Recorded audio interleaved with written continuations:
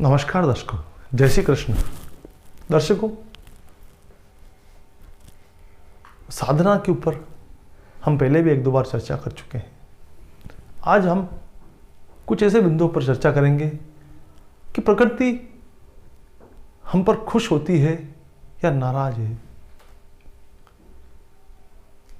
हर व्यक्ति प्रभु से मिलन चाहता है, उससे जुड़ना चाहता है और वो कोशिश करता है पूजा पाठ के द्वारा, योग ध्यान के द्वारा, साधना के द्वारा भगवान की कृपा पाने की कोशिश करता है। लेकिन यहां पर मैं स्पष्ट कर देता हूं कि प्रकृति उस आत्मा को स्वयं चुनती है। व्यक्ति का कोई अस्तित्व नहीं है, उस आत्मा का कोई अस्तित्व नहीं है कि वो प्रभु की ओर दौड़े। उस आत्मा को सेलेक्ट करता है तो प्रकृति, वो भगवान, वो इष्ट, वही उसे सेलेक्ट करता है अपनी ओर खींचने के लिए, और इसके लिए वो उसे आजमाता भी है। तो आज मैं यही कुछ संकेतों पर चर्चा करूंगा कि वो किस तरह हमें सेलेक्ट करता है और आजमाता है। तो दर्शकों, हमारे साथ पूरा वीडियो में रहिएगा और वीडियो पसंद आने पर लाइक जरूर कीजिएगा, सब्सक्राइब कीजिएगा। दर्शकों,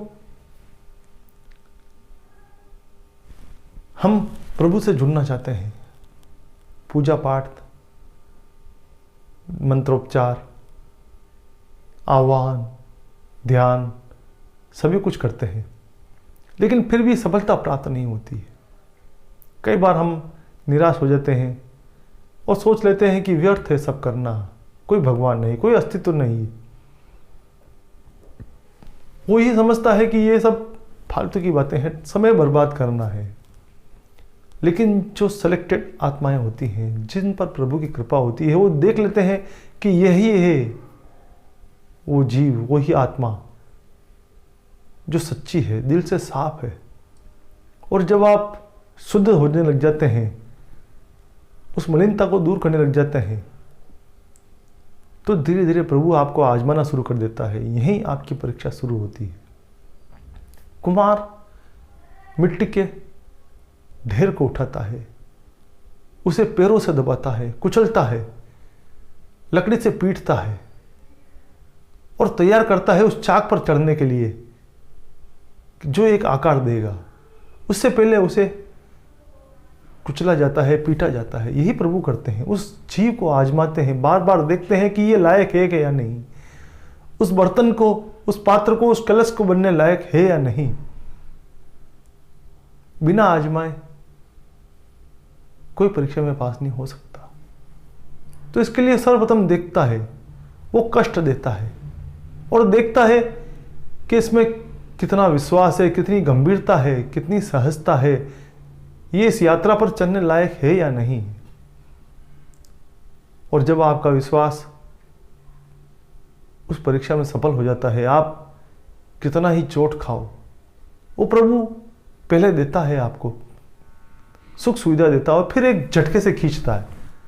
वो एक चोट होती है उस डंडे की जो मिट्टी के ऊपर पड़ती है, उस मिट्टी को शुद्ध करने के लिए, उसे सौम्य बनाने के लिए उस मिट्टी पर जो पड़ती है, तो वो उसे आजमा कर देखता है, चोट देकर उस विश्वास को डगमगाने की कोशिश करता है जो प्रभु बना हुआ है। वो देखता है कि किसका विश्वास कितना तपा है।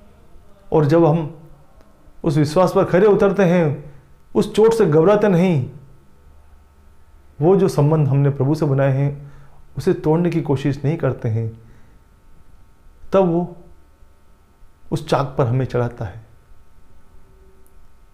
हमारे अंदर वो ऊर्जा उत्पन्न होती है, वो सहजता उत्पन्न होती है, वो मलिनता जो पापों की है वो दूर होने लगती है धीरे धीरे।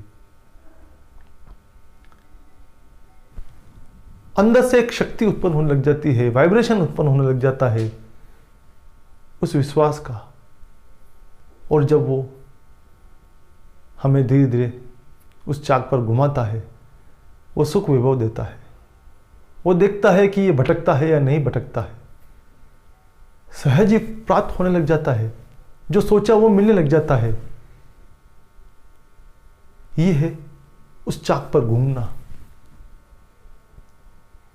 वो उस मन को भटकाता है, सुख विभव देकर, अहंकार देकर,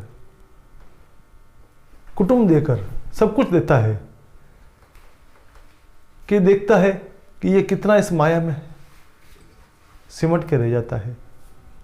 फिर झटके देता है किसी अपने की मृत्यु का, किसी अपने के खो जाने का, किसी संबंध के टूट जाने का। वो देखता है कि फिर भी विश्वास है या नहीं। जो कमजोर घड़ा होता है वो बिखरने लग जाता है, उस मिट्टी में वो आकार नहीं ले पाता है। फिर वो देखता है कि हाँ नहीं, इसमें विश्वास है, अभी भी ये टिका हुआ है। तो फिर वो अंदर से कुछ गॉड गिफ्ट देने लग जाता है, अंदर से कुछ शक्तियां उसके उत्पन्न होने लग जाती है, वो कुछ चमत्कार दिखाने लग जाता है। ये होती है वो अग्नि। क्योंकि यहां से व्यक्ति में एक सबसे बड़ा दुश्मन उसका अहंकार उत्पन्न होने लग जाता है कि मैं अब कुछ कर सकता हूं। वो ये भूल जाता है कि ये सब प्रभु का दिया हुआ है। वो समझता है कि ये मैंने अर्जित किया है, ये मेरा बल है, और यहीं वो भूल कर बैठता है। उस अहंकार रूपी अग्नि में वो जलने लग जाता है। लेकिन जो इस अग्नि में तपकर लाल होने लग जाता है, काला नहीं पड़ता। और जब लाल होकर निखरता है वो, तब वो अंदर से उसकी कुंडलिनी जागृत हो जाती है।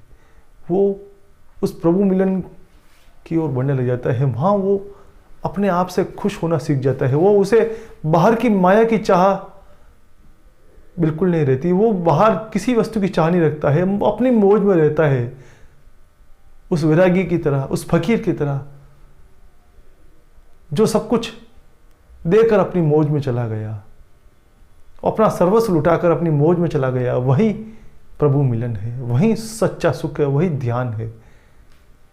और उस अवस्था को प्राप्त होने के लिए तपना पड़ता है, उस मिट्टी की चोट को खाना पड़ता है, जो बार बार लकड़ी से पीटी जाती है, पैरों से कुचली जाती है।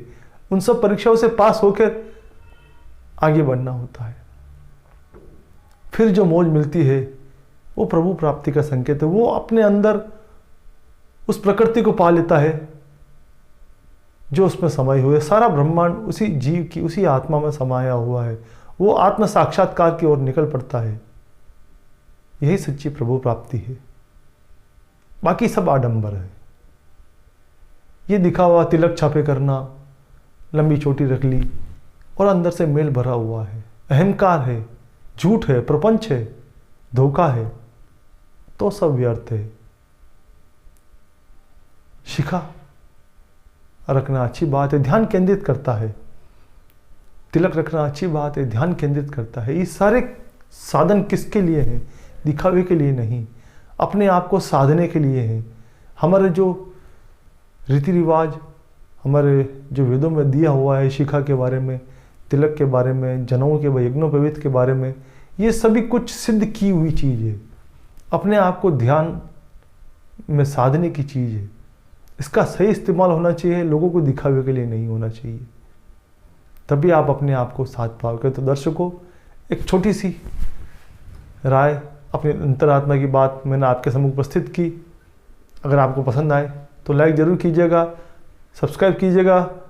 वीडियो पूरा देखा इसके लिए आपको सर्वदा धन्यवाद। जय श्री कृष्ण।